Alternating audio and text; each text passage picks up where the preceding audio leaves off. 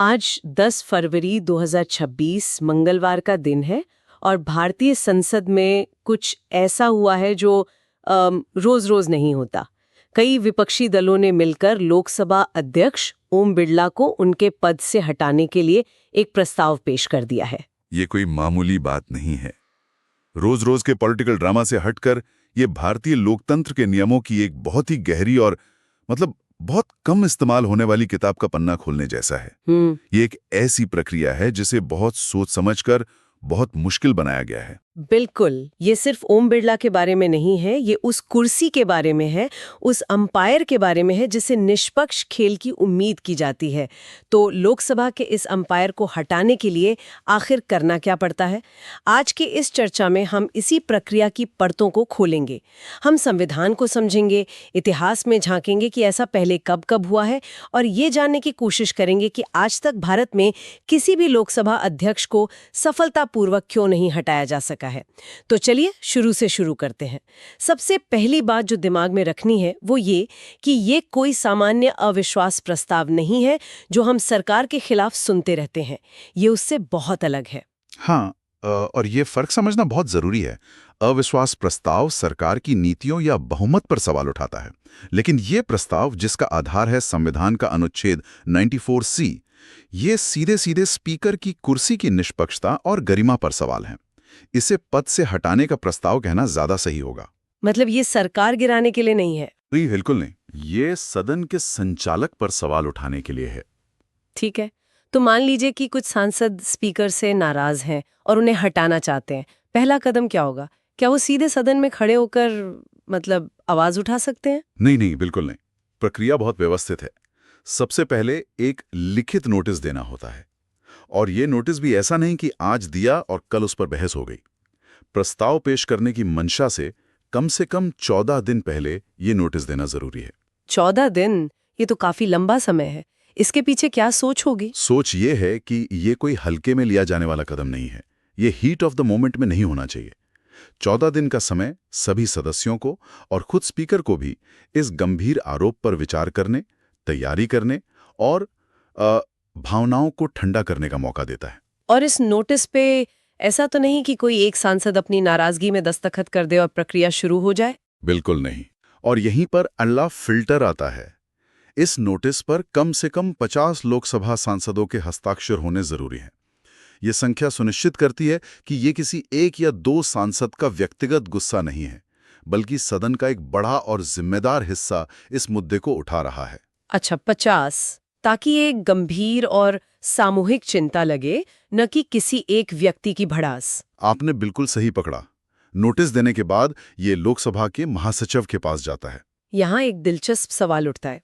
अगर स्पीकर पर ही पक्षपात का आरोप है तो इस नोटिस की निष्पक्ष जांच कौन करता है? ये एक बहुत ही अच्छा सवाल है। देखिए, सैद्धांतिक रूप से महासचिव का कार्यालय प्रक्रियात्मक जांच करता है। वो देखते हैं कि आरोप बहुत विशिष्ट हैं या नहीं, मतलब गोलमोल बातें नहीं, बल्कि स्पेसिफिक घटनाओं, तारीखों और संदर्भों का जिक्र होना चाहिए। वो भाषा की भी जांच करते हैं कि कहीं वो असंसदीय या अपमानजनक तो नहीं है। और एक बात जो मुझे हमेशा से दिलचस्प लगी है वो ये है कि जब स्पीकर को हटाने का प्रस्ताव विचाराधीन होता है तो वो खुद उस बहस की अध्यक्षता नहीं कर सकते। हाँ, और ये प्राकृतिक न्याय का एक बहुत बड़ा सिद्धांत है जिसे संविधान के अनुच्छेद 96 में जगह दी गई है। सिद्धांत है कि कोई भी व्यक्ति अपने ही मामले में जज नहीं हो सकता। जब उन पर लगे आरोपों पर बहस हो रही हो तो वो स्पीकर की कुर्सी पर बैठकर उसे नियंत्रित नहीं कर सकते। तो उनकी जगह कोई और बैठता है, जैसे डिप्टी स्पीकर? हाँ, या पैनल का कोई और सदस्य। ठीक है, तो नोटिस दे दिया गया, 50 सांसदों का समर्थन मिल गया, जांच भी हो गई। अब प्रस्ताव सदन के पटल पर आता है। आगे क्या होता है? इसके बाद सदन की अनुमति की जरूरत होती है। पीठासीन अधिकारी उन सदस्यों को अपनी जगह पर खड़े होने के लिए कहते हैं जो प्रस्ताव पर चर्चा के पक्ष में हैं। अगर कम से कम 50 सदस्य खड़े हो जाते हैं तो ये माना जाता है कि सदन ने इस गंभीर विषय पर चर्चा की अनुमति दे दी है। और एक बार ये अनुमति मिल जाए फिर इसे ठंडे बस्ते में नहीं डाला जा सकता है ना? बिल्कुल।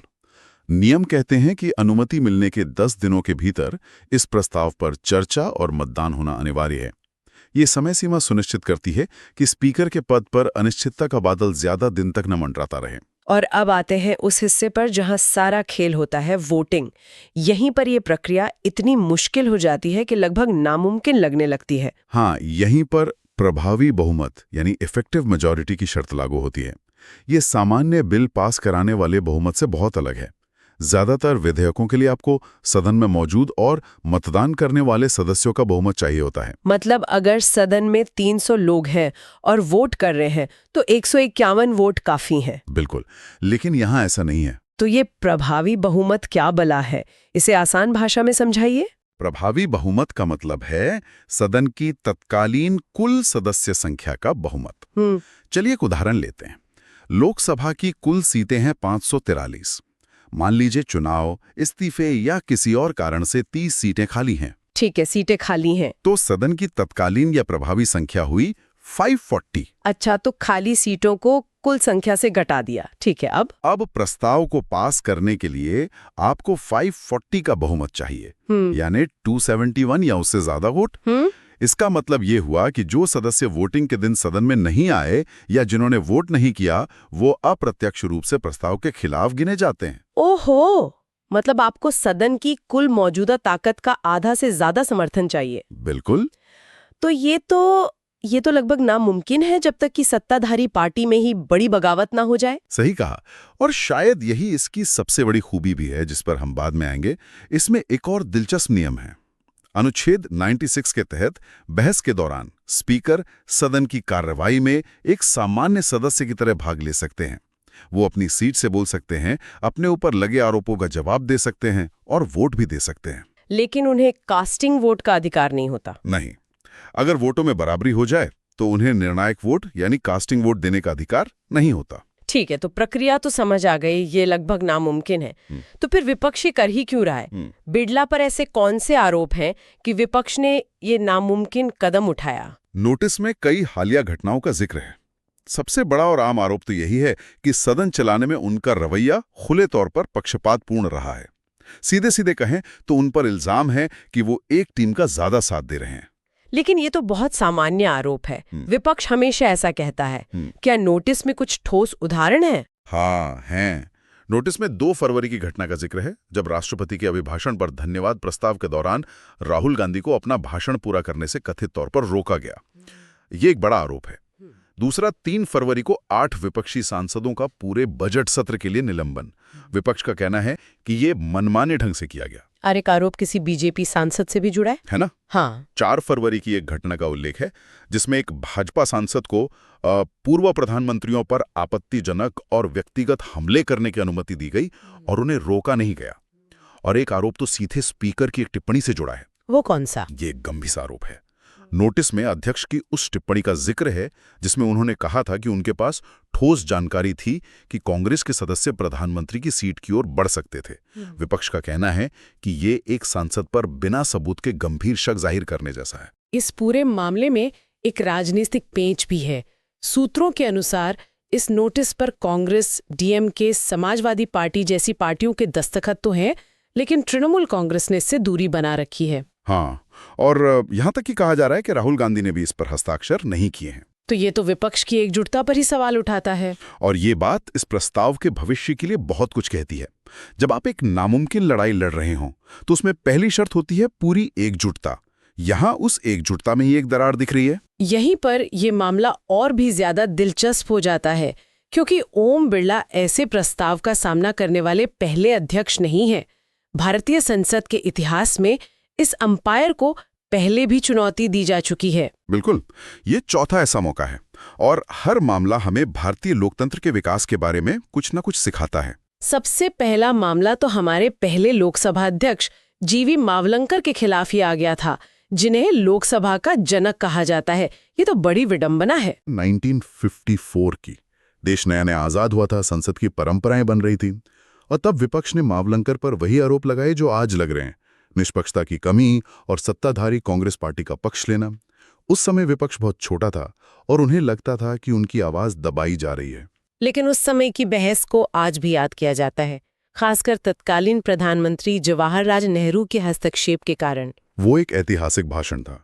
नेहरू चाहते तो अपनी पार्टी के बहुमत के दम पर इस प्रस्ताव को आसानी से कुचल सकते थे, लेकिन उन्होंने हस्तक्षेप किया और कहा कि यह प्रस्ताव सिर्फ मावलंकर जी के बारे में नहीं है, बल्कि ये सदन की उच्च गरिमा के बारे में है।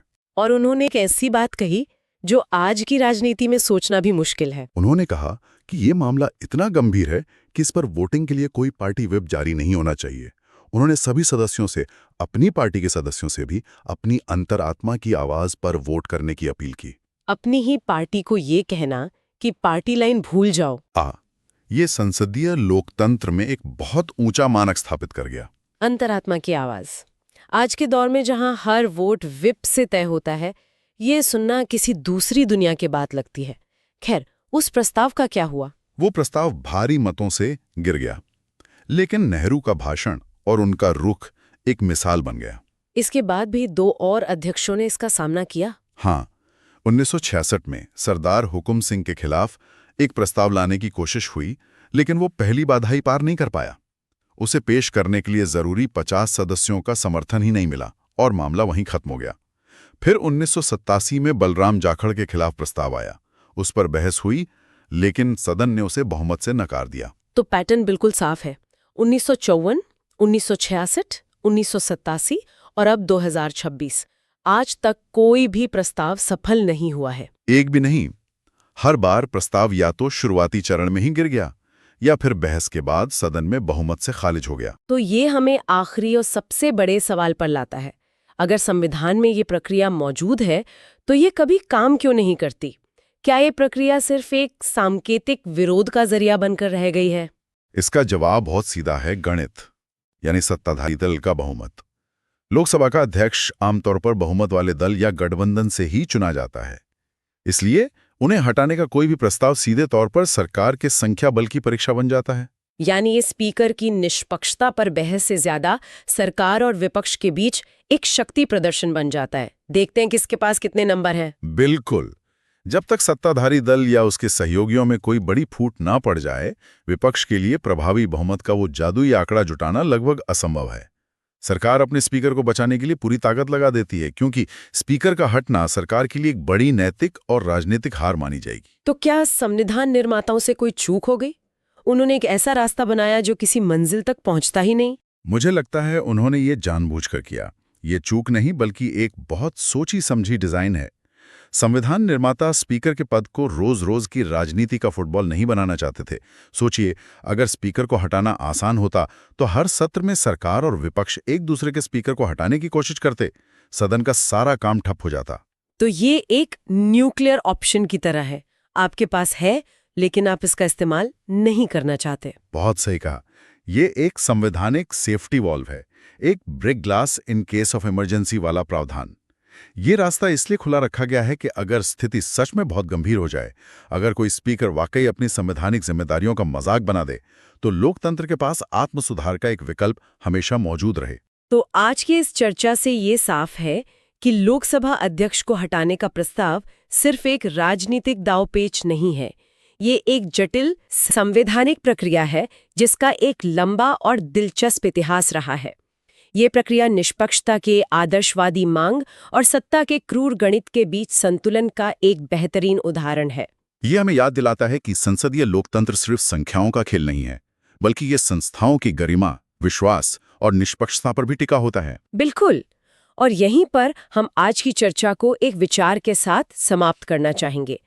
1954 में जब पहले स्पीकर के खिलाफ प्रस्ताव आया, तो प्रधानमंत्री नेहरू ने पार्टी लाइन से ऊपर उठकर अंतरात्मा की आवाज पर वोट देने की वकालत की थी।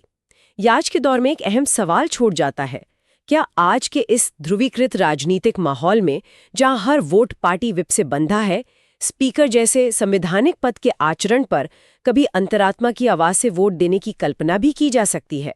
या पार्टी की राजनीति ने इस विचार को हमेशा के लिए अतीत की बात बना दिया है?